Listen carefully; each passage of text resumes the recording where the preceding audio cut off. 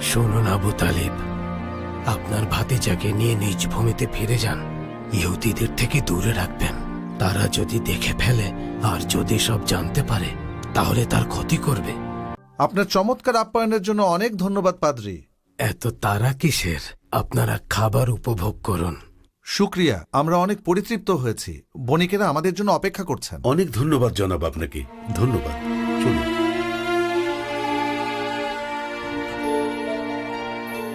আবু তালিব, একটু দাঁড়ান, আমার কিছু বলার আছে।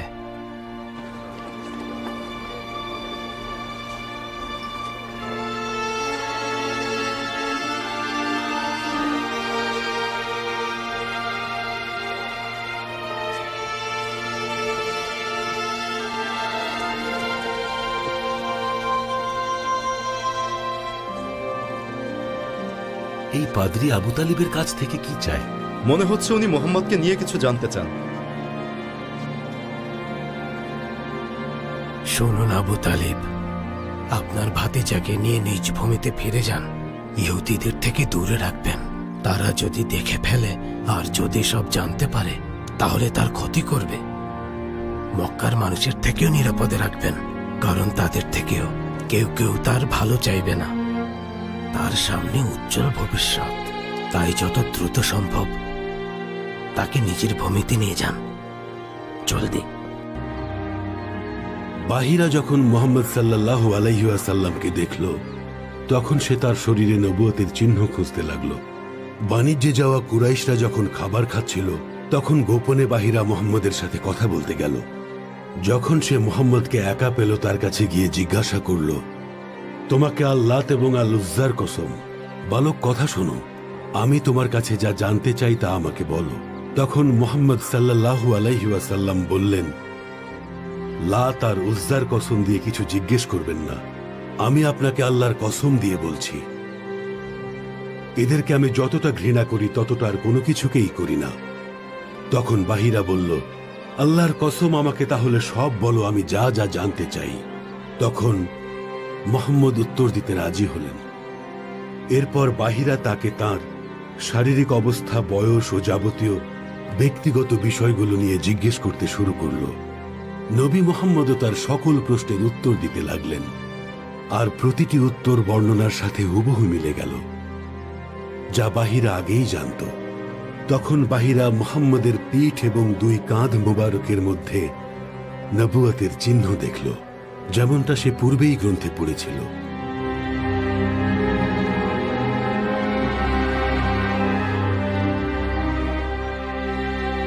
মৃত্যুর সময় তার দেখা পেলাম। আমার মৃত্যুর পর সে নবুয়ত পাবে।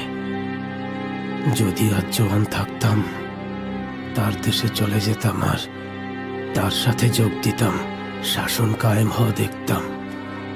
যদি আমি তার সাথে থাকতে পারতাম। হায় আফসোস। আহলে কিতাবে এই বিষয়ে আরো উল্লেখ আছে যে সেখানে ৩ জন ইহুদি লোক উপস্থিত ছিল। তারাও নবী মুহাম্মদের নবুয়তের চিহ্নগুলো দেখেছিল। এসব চিহ্ন দেখে তারা মুহাম্মদ সাল্লাল্লাহু আলাইহি ওয়াসাল্লামকে নিয়ে যাওয়ার চেষ্টা করেছিল, কিন্তু বাহিরা তাদের থামিয়ে বলেছিল, এই বালকই হচ্ছে শেষ জমানার নবী, যার কথা পবিত্র ইনজিল ও তওরাতে বলা হয়েছে। বাহিরা বারবার তাদের সাথে কথা বলতে লাগলো, বোঝাতে থাকলো। অবশেষে ইহুদিরা বাহিরার কথা মেনে নিল। এসব শুনে নবীজির চাচা আবু তালিব আশামের বাণিজ্য সফর শেষে কাফেলাদের সাথে মুহাম্মদকে নিয়ে মক্কায় ফিরে এলো। আসলে কাফেররা যা চায় তা সত্ত্বেও মহান আল্লাহ তাআলার ইচ্ছাই সব হয়। وتضوعت مسكا بك الغبراء، وبدا محياك الذي قسمته حق وغرته هدى وحياة، حق وغرته هدى وحياة। খাবারটা নিচে রেখে দাও আর আমার কথা শোনো। জি বলুন আব্বাজান। মক্কা থেকে আসা লোকদের সাথে আমার ব্যবহার দেখে অবাক হয়েছ? জি আব্বাজান, অবাক হয়েছি। বাবা, আমাদের পবিত্র ধর্মগ্রন্থগুলোর মধ্যে বিশেষ করে যোহনের ইঞ্জিল কিতাবে একজন নবীর আগমনের কথা উল্লেখ আছে। মনে হয় তার আসার সময় চলে এসেছে, কিন্তু কখন? 2-1 বছর নাকি 2-1 যুগ? সময় যখনই হোক, কিন্তু তিনি আসবেন, এটা লেখা আছে। তার জন্ম হবে মক্কায়, হবেন বাইতুল হারামের বাসিন্দা, যেটা বানিয়েছিল নবী ইব্রাহিম আরবে মক্কার বুকে। আমার কথা শোনো সামন, দেখো কিতাবে কি লেখা আছে। যে আমাকে ঘৃণা করে সে আমার পিতাকেও ঘৃণা করে। যে রূপকার্য আর কেহ কোনোদিন কখনো করে নাই, সেই রূপকার্য যদি আমি তাহাদের মধ্যে না করিতাম, তবে তাহাদের কোনরূপ পাপ হইত না। কিন্তু এখন তাহারা আমাকে ও আমার পিতাকে উভয়কেই দেখিয়াছে আর ঘৃণা করিয়াছে। কিন্তু এরূপ হইল যেন তাহাদের ব্যবস্থায় লিখিত এই বাক্য পূর্ণ হয়। তাহারা অকারণে আমাকে ঘৃণা করিয়াছে, যাহাকে আমি পিতার নিকট হইতে তোমাদের কাছে পাঠাইয়া দেব।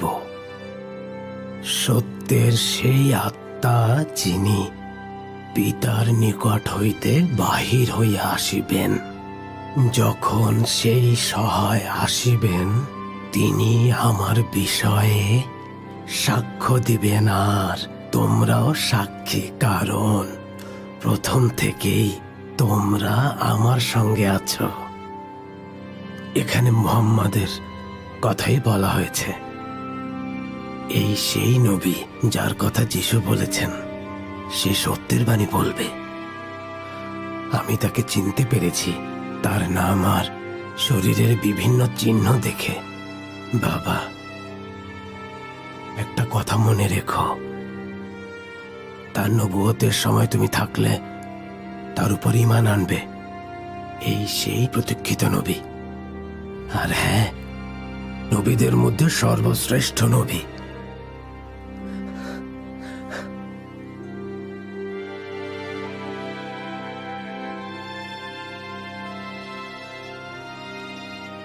শোনো আমার পুত্র, সে আরবের মধ্য থেকেই আসবে দুনিয়ায়, সমগ্র মানব জাতির কাছে নিজের ধর্মের প্রচার করবে। ধর্ম প্রচার করবে, কিন্তু শত্রুরা ক্ষতি করতে পারবে না, বরং সে জয়লাভ করবে। ইহুদিরা জানবে এই সেই প্রতীক্ষিত নবী, তবু তারা তার কাছে যাবে না। তাওরাতে এটা উল্লেখ আছে যে আল্লাহ তাআলা মুসা নবীকে পাঠিয়েছেন তার ধর্ম প্রচারের জন্য, কিন্তু তারাই ধর্ম বিকৃত করে এবং ভুলে যায়। তাই আল্লাহ রেগে তাদের উপর গজব দেন। তারা মুহাম্মদের সময় পৌঁছাবে এবং তাওরাতের বর্ণনা মতে তাকে চিনতে পারবে, তাদের যাজকরা চিনতে পারবে, কিন্তু শুধু হিংসার কারণে তারা তাকে অস্বীকার করবে আর তার সাথে যুদ্ধ করবে, তাকে অবিশ্বাস করবে। কাফের, মুশরিক আর নাজরানের খ্রিস্টানদের সাথে যেমন আচরণ করেছিল তা মুহাম্মাদের সাথেও করতে চাইবে, কিন্তু তারা অবশ্যই হেরে যাবে। নবী মুহাম্মাদের কাছে তারা হেরে যাবেই। মুহাম্মাদের ধর্মের বিরুদ্ধে যাবে তারা, সেই ধর্ম যা আমাদের আদি পিতা ইব্রাহিম এবং অন্য নবীগণ সারা দুনিয়ায় প্রচার করেছিলেন। তার আগমনের চিহ্ন সেই তারা জ্বলছে, জ্বলজ্বল করছে। আমার পুত্র, তুমি তার কাছে যেও। আব্বাজান, আব্বাজান,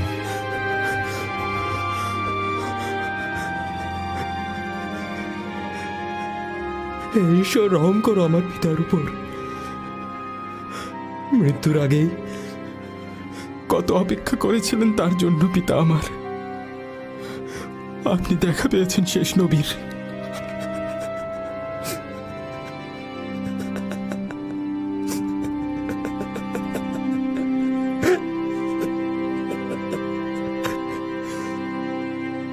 সে এখন পর্যন্ত কেন এলো না বলো তো?